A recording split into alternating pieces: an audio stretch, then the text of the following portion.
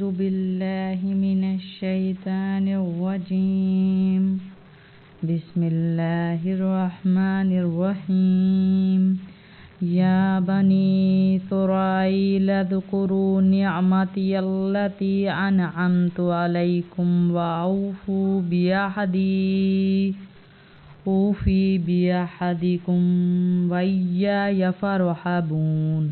وآمنوا بما أنزلت مصدقا لما معكم ولا تكونوا أول كافر به ولا تشتروا بآياتي ثمنا قليلا وإياي فاتقون ولا تلبسوا الحق بالباطل وتكتموا الحق وأنتم تعلمون وأقيموا الصلاة وآتوا الزكاة واركعوا مع الراكعين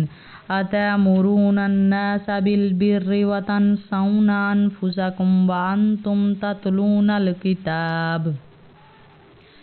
أفلا تعقلون واستعينوا بالصبر والصلاة وإنها لكبيرة إلا على الخاشعين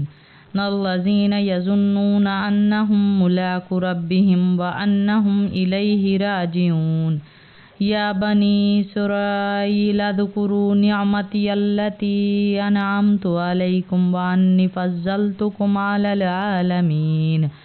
واتقوا يوما لا تجزي نفس عن نفس شيئا ولا يقبل منها شفاعة ولا يؤخذ منها عدل ولا هم ينصرون وإذ نجيناكم من آل فرعون يسومونكم سوء العذاب يذبحون أبناءكم ويستحيون نساءكم وفي ذلكم بلاء من ربكم عظيم وإذ فرقنا بكم البحر فأنجيناكم وأغرقنا آل فرعون وأنتم تنظرون آمنت بالله صدق الله العظيم إن الحمد لله نحمده ونستعينه ونعوذ بالله من شرور أنفسنا سيئات أعمالنا من يهدي الله فلا مضل له ومن يضلل له فلا هادي له فأشهد أن لا إله إلا هو وحده لا شريك له وأشهد أن محمدا عبده ورسوله أما بعد السلام علیکم ورحمۃ اللہ وبرکاتہ الجنۃ الحلال والدوزخ الحرام اللهم صل علی محمد وعلی آل محمد كما صلیت علی ابراہیم وعلی آل ابراہیم انک حمید مجید اللهم بارک علی محمد وعلی آل محمد كما بارکت علی ابراہیم وعلی آل ابراہیم انک حمید مجید اللهم اهدني فيمن هديت وعافني فيمن عافيت وتولني فيمن توليت وبارك لي فيما آتيت وقني شر ما قضيت فإنك تقضي فلا يقضى عليك وإنه لا يذل من واليت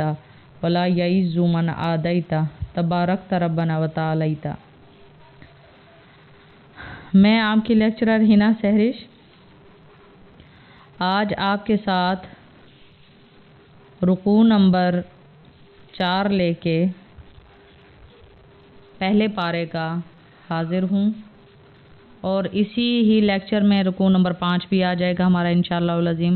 لیکن 5 کمپلیٹ نہیں آئے گا، اس کا ایک حصہ آئے گا۔ تو آج ہم ذکر کریں گے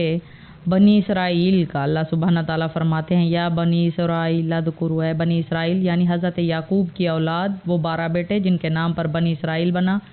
پیار سے پکارا جانے لگا بنی اسرائیل، جن پر 12 بستیاں قائم ہوئیں۔ یاد کرو ان نعمتوں کو کہ جو اللہ سبحانہ تعالیٰ نے تمہارے پر رواں کی، اور پھر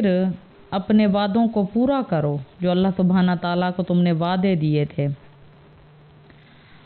اور ایمان لاؤ اس چیز پر کہ کون سی چیز پر؟ وَآمِنُوا بِمَا أَنزَلْتُ مُصَدِّقًا لِمَا مَعَكُمْ،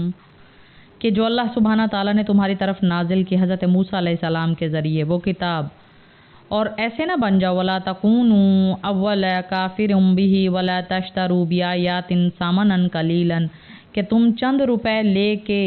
میری آیتوں میں رد و بدل کر دو اور کہو کہ جو چیز ہمارے فائدے کی ہے اس کو تو ہم رکھ لیں، جو ہمارے فائدے کی نہیں ہے۔ یہ یہود، اہل یہود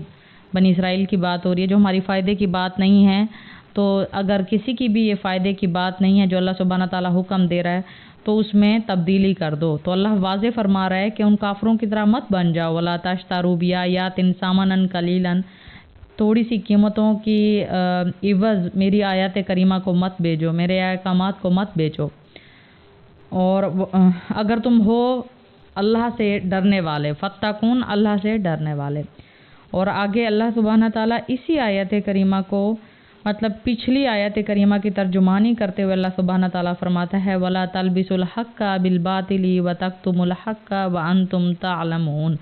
اور نہ ملاؤ حق کو باطل کے ساتھ، سچ کو جھوٹ کے ساتھ، اچھے کو برے کے ساتھ، سچے کو جھوٹے کے ساتھ۔ تو یہ ان دونوں کو کبھی بھی موازنہ نہیں ہو سکتا،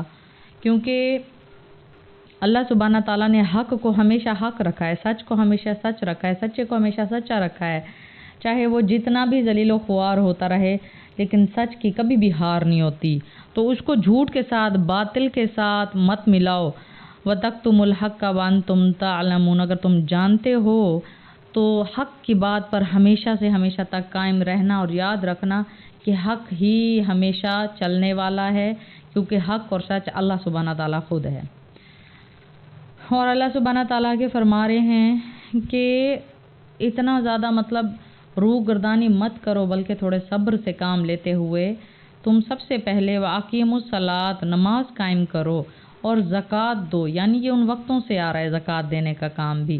مسلمانوں کے شیوے میں شمار ہے۔ یہ چیز اللہ سبحانہ تعالیٰ نے یہ ہمارے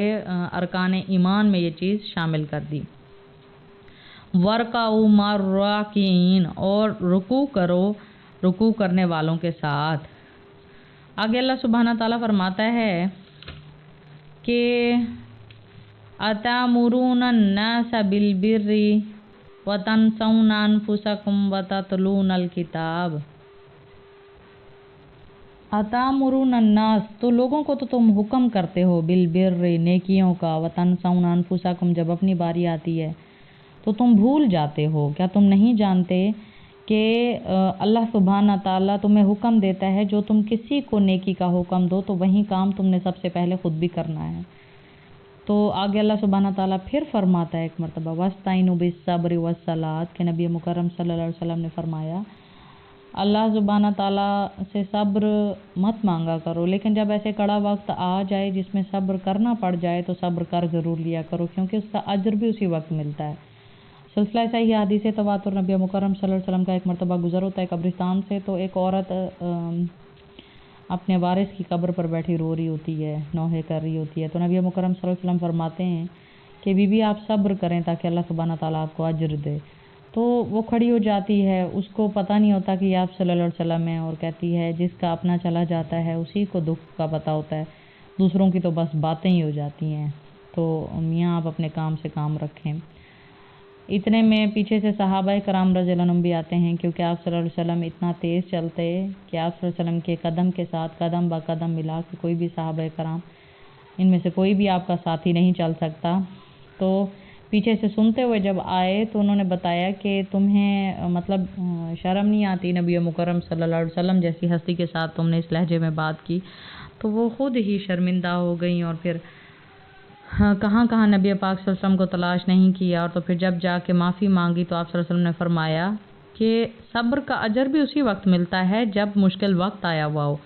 بعد میں پھر اس کا کوئی فائدہ نہیں ہوتا۔ ٹھیک ہے، تو صبر کا اللہ سبحانہ تعالیٰ فرما رہا ہے وَاسْتَعِینُوا بِالصَّبْرِ، اور صبر سے کام لو، وَالصَّلَاةِ، اور اس دوران جتنا ہو سکے اپنے سجدوں کو طویل کر دو، اللہ سے رجوع کرو۔ وَإِنَّهَا لَكَبِيرَةً إِلَّا عَلَى الْخَاشِعِينَ، بے شک اللہ سبحانہ تعالیٰ جھکے ہوئے پیڑوں کو ہی پھل لگاتا ہے، اللہ کو عاجزی بہت زیادہ پسند ہے۔ اور آگے اللہ سبحانہ تعالیٰ فرماتا ہے کہ یہ وہی لوگ ہیں جو کہ جانتے ہیں الذین یظنون انہم ملاقو، انہوں نے اپنے رب سے ملاقات کرنی ہے، ربہم وانہم الیہ راجعون، اور وہ بے شک اللہ کی طرف ہی لوٹنے والے ہیں۔ پھر دوبارہ بنی اسرائیل کا ذکر آ رہا ہے آیت کریمہ نمبر 47 میں، یا بنی اسرائیل اذکروا، اللہ پھر بار بار ان کو تنبیہاً بتا رہا ہے کہ یاد کرو میری دی ہوئی نعمتوں کو، نعمتی التی انعمت علیکم، جو میں نے تمہارے پر نازل کی، وانی فضلتکم علی العالمین، اور تمہیں میں نے فضیلت بخشی تمام جہانوں پر، لیکن اس کے برعکس تم نے کیا کیا؟ وَاتَّقُوا یومًا لا تجزی، یاد رکھو ڈرتے رہو اس دن سے جس دن نفس عن نفس، کوئی بھی شخص کسی بھی شخص کے لیے یہ نہیں کہے گا کہ اللہ بے شک یہ میری اولاد ہے، یہ میری ماں ہے، یہ میرا باپ ہے، یہ میرے اپنے ہیں، تو بے شک ان کی جگہ پر مجھے جلا دے دوزخ کی آگ میں، مجھے بنا دے دوزخ کا ایندھن۔ اور لیکن ہم الٹا یہ کہیں گے، سلسلہ صحیح حدیث تواتر صحیح بخاری کی آخری جلد میں ہی یہ قیامت کے مناظر کے بارے میں اللہ سبحانہ تعالیٰ کا پیغام دیتے ہوئے نبی پاک صلی اللہ علیہ وسلم نے فرمایا کہ جب ہم لوگ محشر کے میدان میں کھڑے ہوں گے اور ہم لوگ پکاریں گے، روتے ہوئے چیخیں گے، چلائیں گے، اللہ سبحانہ تعالیٰ سے بہت توبہ کریں گے، اور جب ہم دیکھیں گے کہ نبیوں کی ایک علیحدہ صف ہے، اس میں حضرت آدم علیہ السلام کو واسطہ دیں گے کہ اللہ سبحانہ تعالیٰ نے تو آپ کے حضور تعظیمی سجدے کرائے، آپ ہی ہمارا ساتھ دے دیں، تو حضرت آدم علیہ السلام فرمائیں گے آج تو مجھے میری جان کے لالے پڑے ہیں، میں اللہ تو میری بھی نہیں سن رہا، میں تم لوگوں کی کیا سنوں، کیا سفارش کروں، تم لوگ جاؤ اپنا معاملہ حضرت عیسیٰ کے پاس لے کے جاؤ۔ بتدریجاً بہت سارے نبیوں کا درمیان میں نام آئے گا، ان کے پاس جایا جائے گا، حضرت نوح کا کہا جائے گا، حضرت ادریس کا کہا جائے گا، حضرت عیسیٰ کا کہا جائے گا، سب ہاتھ کھڑا کر دیں گے اور کہیں گے کہ آج اللہ سبحانہ تعالیٰ کا غصہ عروج پر ہے، ان کی جاہ و جلالت عروج پر ہے، تو ہمیں تو خود اپنی جان کے لالے پڑے ہوئے، ہم کیا آپ کی مدد کریں۔ معاملہ پھر حضرت موسیٰ کے پاس جائے گا کہ آپ تو اللہ کو اتنے پیارے لگتے کہ اللہ سبحانہ تعالیٰ نے قرآن پاک سورۃ طٰہٰ وادی طویٰ میں آپ کے ساتھ ہم کلامی کی اور آپ کو اتنا بڑا رتبہ دیا، درجہ دیا، تو آپ کو آپ کی اسی ادا کا واسطہ کوئی مدد کر دیں۔ تو حضرت موسیٰ علیہ السلام فرمائیں گے کہ بھئی جس نبی کی تم نے ساری زندگی نہیں سنی، اللہ سبحانہ تعالیٰ آج اسی نبی مکرم صلی اللہ علیہ وسلم کی سفارش سنے گا، اور وہ ہیں حضرت محمد مصطفیٰ صلی اللہ علیہ وسلم۔ اسی طریقے سے آپ صلی اللہ علیہ وسلم نے فرمایا سلسلہ صحیح حدیث تواتر صحیح مسلم کہ اللہ سبحانہ تعالیٰ نے مجھے نبیوں میں سب سے آخر میں نازل کیا، اور یہودیوں کا مقدس دن، ہفتے کا دن، اور عیسائیوں کا مقدس دن، اتوار کا دن، میں نبیوں میں سب سے آخر میں آیا، لیکن اللہ نے میرا دن سب سے پہلے رکھا اور وہ ہے جمعے کا دن، اور اسی طرح سے میں اپنی امت کے ساتھ جنت میں سب سے پہلے جانے والا ہوں انشاءاللہ العظیم۔ تو اللہ سبحانہ تعالیٰ یہاں پر فرماتا ہے کہ تم